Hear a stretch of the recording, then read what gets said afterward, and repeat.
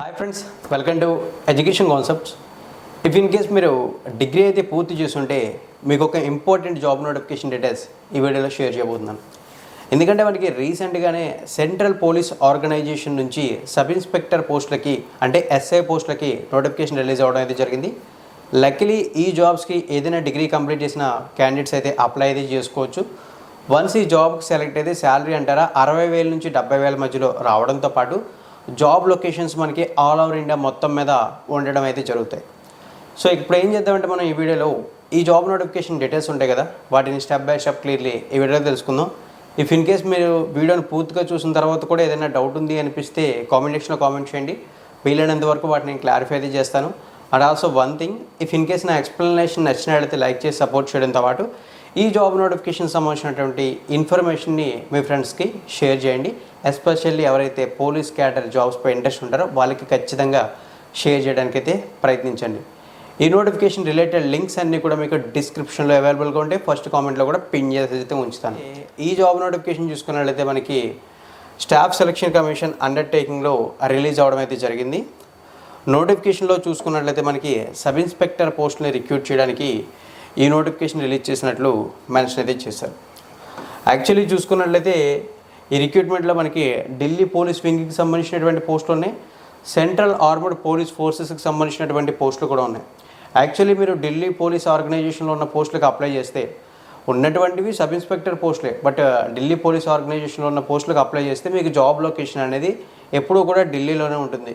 లేదు central armoured police ఫోర్సెస్లో ఉన్నటువంటి sub inspector జాబ్స్కి అప్లై అయితే చేస్తే మనకి job location all over India మొత్తం మీద ఎక్కడైనా ఉంటుంది. ఇనీషియల్గా వేరే ప్లేసెస్లో వచ్చిన ఇన్ ఫ్యూచర్ సొంత స్టేట్స్కి ట్రాన్స్ఫర్స్ చేసుకునే అవకాశం కూడా ఉంటుంది. అండ్ ఆల్సో గుడ్ థింగ్ ఏంటంటే ఈ నోటిఫికేషన్లో మనకి 3,000+ వేకెన్సీస్ ఉన్నాయి, అంటే 3,000 వరకు పోస్టులు అయితే ఉండడం అయితే జరిగింది. ఇంకొక ఇంపార్టెంట్ విషయం కూడా మీకు చెప్పాలి, ఈ పోస్టులకి both male and female candidates ఇద్దరు కూడా అప్లై అయితే చేయొచ్చు. ఏదైతే ఈ జాబ్ నోటిఫికేషన్ ఉందో ఈ నోటిఫికేషన్ ఉన్న పోస్టులకి మనకి అప్లికేషన్స్ అనేవి ఆన్లైన్లో తీసుకోవడంతో పాటు 26th సెప్టెంబర్ నుంచి అప్లై ప్రాసెస్ స్టార్ట్ అయింది.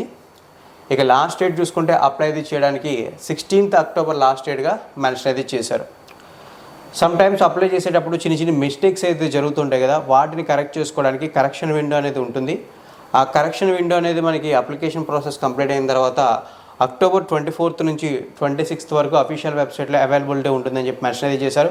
అప్లై చేసే టైంలోనే ఎటువంటి మిస్టేక్స్ లేకుండా చూసుకోవడం బెటర్ ఆప్షన్.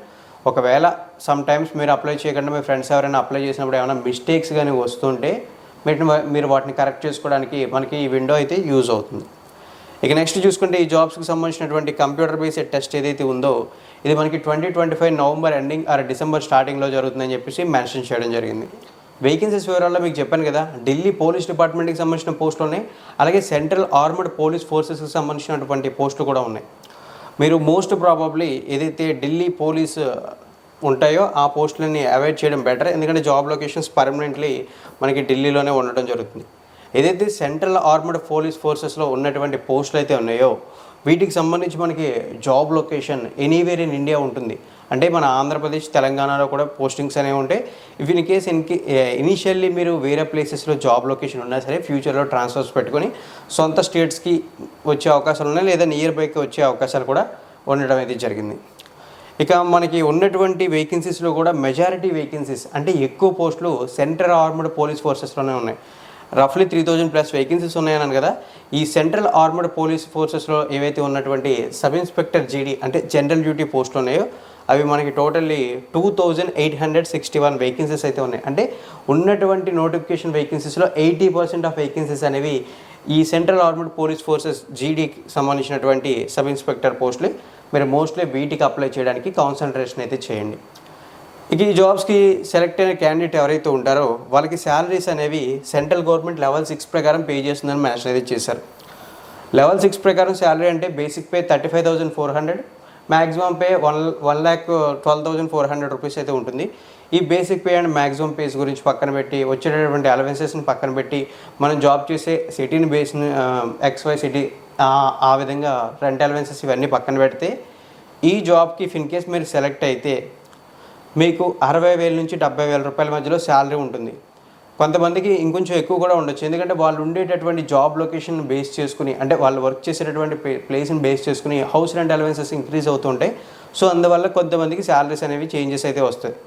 సేమ్ పోస్ట్కి సెలెక్ట్ అయినా సరే వాళ్ళు ఉండే ప్లేస్ని బట్టి అలవెన్సెస్లో చేంజెస్ వచ్చి శాలరీస్ వస్తాయి. బట్ రఫ్లీ 60,000 to 70,000 బిట్వీన్ ఈ జాబ్కి సెలెక్ట్ అయిన క్యాండిడేట్కి పర్ మంత్ శాలరీగా రావడం అయితే జరుగుతుంది. ఇక్కడ మీకు 70K అని చెప్పేసి కూడా క్లియర్లీ మెన్షన్ అయితే చేస్తున్నాను. ఇక నెక్స్ట్ ఈ పోస్ట్ ఏదైతే ఉందో, అంటే ఇప్పుడు ఈ నోటిఫికేషన్లో మనం తెలుసుకుంటున్నటువంటి ఈ పోస్ట్ ఏదైతే ఉందో ఇది సెంట్రల్ గవర్నమెంట్లో గ్రూప్ సి కేటగిరీకి సంబంధించినటువంటి పోస్ట్. ఆ వివరాలు కూడా నోటిఫికేషన్లో అయితే స్టార్టింగ్లోనే క్లియర్లీ మెన్షన్ అయితే చేశారు. ఏజ్ లిమిట్స్ వివరాలని చూసినట్లయితే మనకి ఇనిషియల్లీ మెన్షన్ చేసినటువంటి పాయింట్ ఏంటంటే ఏజ్ లిమిట్స్లో 20-25 ఇయర్స్ అని చెప్పి మెన్షన్ అయితే చేశారు. అంటే దీని అర్థం ఈ జాబ్కి అప్లై చేసే క్యాండిడేట్ ఎవరైతే ఉంటారో వాళ్ళ ఏజ్ మినిమం 20 ఇయర్స్ ఉండాలి, మ్యాక్సిమం 25 ఇయర్స్ వరకు అప్లై అయితే చేయొచ్చు అని చెప్పేసి దీని అర్థం. అయితే ఈ మ్యాక్సిమం 25 ఇయర్స్ ఏదైతే ఏజ్ లిమిట్ ఉందో ఇది జనరల్ కేటగిరీ అభ్యర్థులకు మాత్రమే అప్లికేబుల్ అవుతుంది. రిజర్వేషన్ ఉన్న కమ్యూనిటీ క్యాండిడేట్స్ ఎవరైతే ఉంటారో వాళ్ళకి ఏజ్ రిలాక్సేషన్స్ కూడా ఉండడం అయితే జరుగుతుంది. ఆ ఏజ్ రిలాక్సేషన్స్ జనరల్లీ మీకు తెలిసిందే, బట్ ఒకసారి చెప్తున్నాను చూడండి. ఎస్సీ ఎస్టీ అయినట్లయితే 5 ఇయర్స్ ఏజ్ రిలాక్సేషన్ ఉంటుంది. సో వాళ్ళు అప్ టు 30 ఇయర్స్ వరకు అప్లై అయితే చేయొచ్చు. ఓబీసీ క్యాండిడేట్స్ ఉన్నట్లయితే 3 ఇయర్స్ ఏజ్ రిలాక్సేషన్ ఉంటుంది. సో వాళ్ళు అప్ టు 28 ఇయర్స్ వరకు అప్లై అయితే చేయొచ్చు. ఎసెన్షియల్ ఎడ్యుకేషన్ క్వాలిఫికేషన్స్ అని మెన్షన్ అయితే చేసి మనకి మెన్షన్ చేసినటువంటి పాయింట్స్ ఏంటంటే ఈ జాబ్స్కి అప్లై అయితే చేయాలనుకుంటే మీరు బ్యాచిలర్ డిగ్రీ అనేది కంప్లీట్ చేసి ఉండాలి, అండ్ ఆల్సో దాని ఈక్వలెంట్ క్వాలిఫికేషన్తో కూడా మీరు అప్లై అయితే చేసుకోవచ్చు. సో దీని అర్థం ఏంటంటే మీరు ఏదైనా ఒక డిగ్రీ పూర్తి చేసి ఉంటే ఈ జాబ్స్కి నిరభ్యంతరంగా అప్లై అయితే చేయొచ్చు. అది BA, BSc లేదా BCom అనే రెస్ట్రిక్షన్స్ లేవు, ఎనీ డిగ్రీతో అప్లై చేయొచ్చు. And also degree equal qualification అని మెన్షన్ చేశారంటే బీటెక్ ఎవరైతే చేస్తుంటారో వాళ్ళు కూడా అప్లై చేయొచ్చు. బీటెక్లో స్పెసిఫిక్గా civil, mechanical, electrical, ITIA, CSE అనే రెస్ట్రిక్షన్స్ లేవు, ఎనీ డిగ్రీతో మీరు ఇక్కడ అప్లై అయితే చేయొచ్చు. అండ్ ఆల్సో వన్ థింగ్, ఇంకొక పాయింట్ని కూడా హైలైట్ చేశారు, ఇది మోస్ట్ ఇంపార్టెంట్ పాయింట్.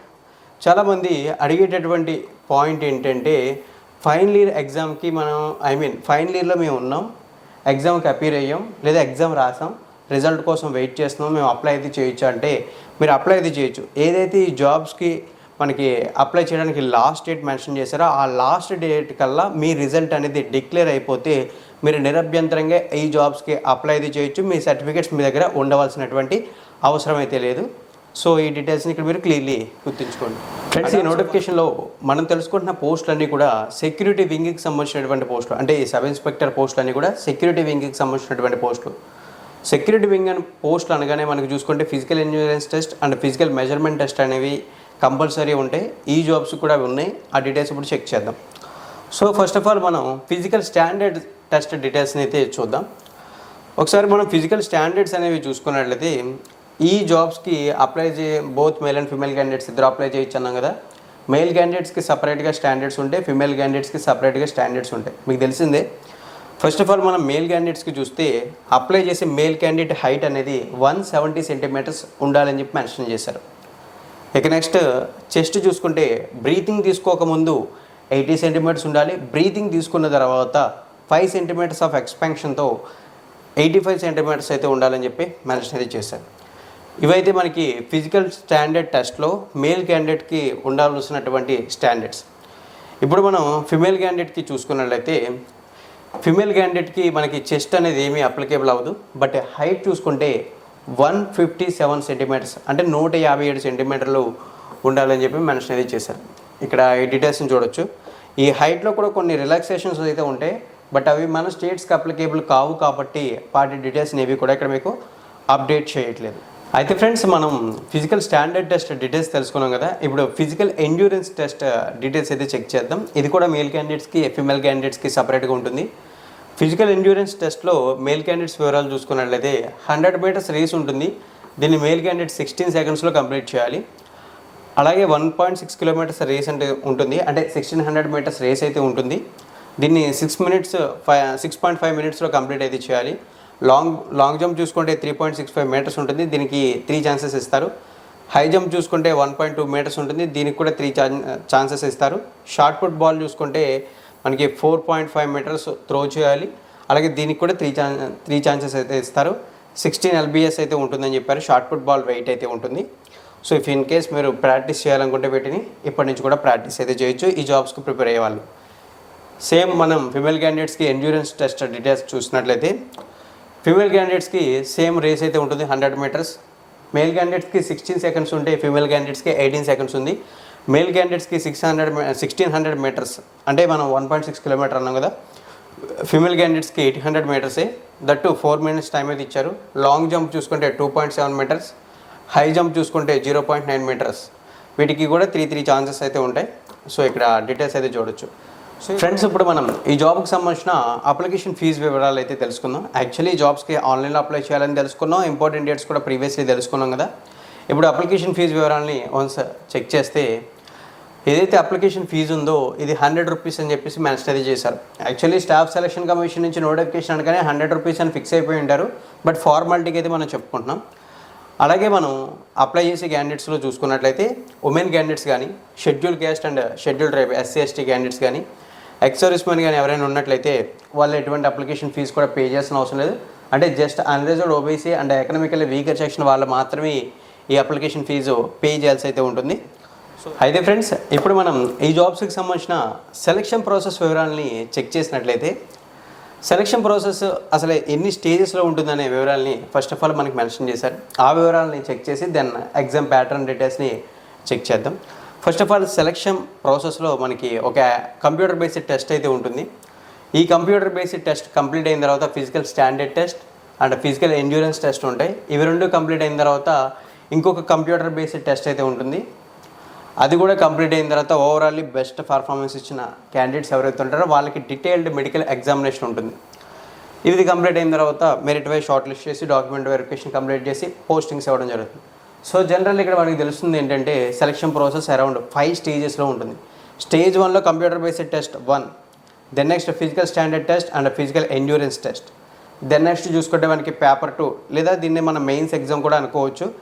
ఆ ఎగ్జామ్ అయితే ఉంటుంది. అది కంప్లీట్ అయిన తర్వాత డీటెయిల్డ్ మెడికల్ ఎగ్జామినేషన్ ఉంటుంది. Totally 5 stages of selection process complete చేసిన తర్వాత మనకి డాక్యుమెంట్ వెరిఫికేషన్ చేసి ఈ జాబ్స్కి పోస్టింగ్ ఇవ్వడం అయితే జరుగుతుంది. దట్టు ఇవి సెక్యూరిటీ వింగ్కి సంబంధించినటువంటి పోస్టులు కాబట్టి ఇనీషియల్లీ మనకి సమ్ టైమ్ ఒక 6 మంత్స్ లేదా 9 మంత్స్ ట్రైనింగ్ పీరియడ్ కూడా ఉండడం అయితే జరుగుతుంది. సో ఓవరాల్లీ ఇదైతే మనకి సెలక్షన్ ప్రాసెస్కి సంబంధించినటువంటి వివరాలు. ఇప్పుడు ఏం చేద్దామంటే మనం సెలక్షన్ ప్రాసెస్లో మనకి ఏదైతే paper 1 and paper 2 return exams ఉన్నాయో ఆ ఎగ్జామ్ డీటెయిల్స్ తెలుసుకుందాం. Already physical standards and physical endurance test details మీకు ముందుగానే చెప్పాను కాబట్టి. సో ఇప్పుడు ఎగ్జామ్స్ గురించి మాట్లాడితే ఫస్ట్ ఆఫ్ ఆల్ మనం పేపర్ 1 గురించి చూడాలి. ఈ పేపర్ 1లో చూసుకున్నట్లయితే మనకి మెన్షన్ చేసిన ఫస్ట్ పాయింట్, ఈ ఎగ్జామ్ అనేది మనకి 2 hours అయితే ఉంటుంది. అలాగే ఎగ్జామ్లో మనకి 200 మార్క్స్కి అయితే ఉంటుందని చెప్పి మెన్షన్ అయితే చేశారు. నెంబర్ ఆఫ్ క్వశ్చన్స్ కూడా 200 క్వశ్చన్సే. సో ఇప్పుడు మనకి ఎగ్జామ్ ప్యాటర్న్లో ఎగ్జామ్లో ఏ సబ్జెక్ట్స్ అండ్ ఏ టాపిక్స్ ఉన్నాయి అనేది చూస్తే మనకి ఎగ్జామ్ పేపర్ని 4 పార్ట్స్గా డివైడ్ చేశారు. పార్ట్ 1లో general intelligence and reasoning, part 2లో general knowledge and general awareness, part 3లో క్వాంటిటీ యాప్టిట్యూడ్, పార్ట్ 4లో ఇంగ్లీష్ కాంప్రహెన్షన్. ఈచ్ పార్ట్ కూడా మనకి 50 క్వశ్చన్స్ ఉంటాయి. అంటే ఒక్కొక్క క్వశ్చన్ ఒక్కొక్క మార్కు కాబట్టి ప్రతి పార్ట్ కూడా 50 మార్క్స్ కంటైన్ చేయడం జరుగుతుంది. అండ్ ఆల్సో ఇంకొక పాయింట్ని మెన్షన్ చేశారు, 2 hours అని జనరల్ టైం అయితే మెన్షన్ చేశాను. ఇక్కడ చాలామంది ఏంటంటే మనకి ఈజీగా ఉన్న సబ్జెక్ట్కి తక్కువ టైం అలాట్ చేసుకొని మిగిలినట్టుగా ఎక్కువ టైం అలాట్ చేసుకోవచ్చు అనుకోవచ్చు.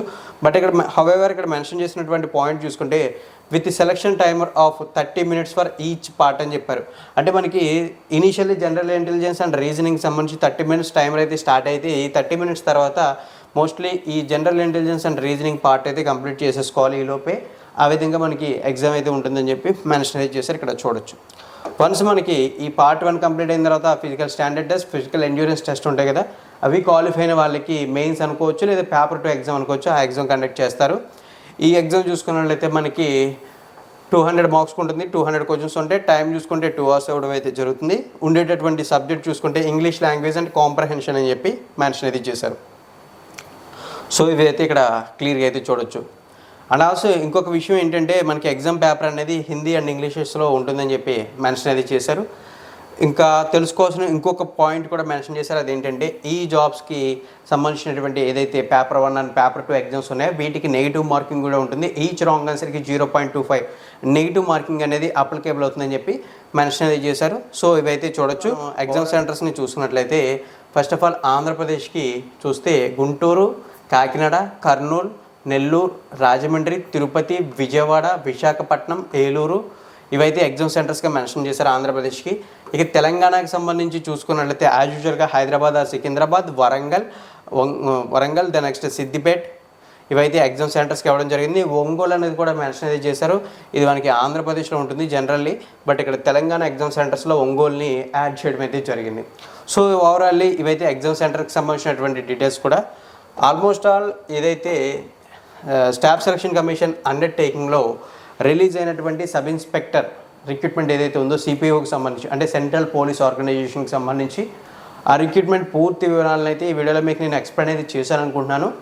ఇఫ్ ఇన్ కేస్ మీకు ఏదైనా డౌట్ ఉంటే కామెంట్ సెక్షన్లో కామెంట్ చేయొచ్చు. అండ్ ఆల్సో నా ఎక్స్ప్లెనేషన్ నచ్చినట్లయితే ఈ నోటిఫికేషన్ వీడియోని లైక్ చేసి మీ ఫ్రెండ్స్తో కూడా షేర్ చేయండి. కొత్తగా ఎవరైనా మన ఛానల్కి విజిట్ చేసి ఉండి ఈ వీడియో చూస్తుంటే రెగ్యులర్ జాబ్ నోటిఫికేషన్స్ కోసం మన ఛానల్ని జస్ట్ సబ్స్క్రైబ్ చేసి నోటిఫికేషన్ బెల్ ఐకాన్ యాక్టివేట్ చేయడం ద్వారా ప్రతిరోజు ఒక మంచి జాబ్ నోటిఫికేషన్ డీటెయిల్స్ తెలుసుకోవచ్చు. థ్యాంక్ యూ ఫ్రెండ్స్, వీడియోని ఎండింగ్ వరకు వాచ్ చేసినందుకు. అండ్ ఆల్సో వన్ థింగ్ మీకు ముందుగానే చెప్పాను, ఈ నోటిఫికేషన్ రిలేటెడ్ లింక్స్ అనేవి కామెంట్ సెక్షన్లో పిన్ చేసి ఉంచుతాను, డిస్క్రిప్షన్లో కూడా ఇవ్వడం జరుగుతుంది. మీరు కంగారు పడాల్సిన అవసరం అయితే కూడా లేదు.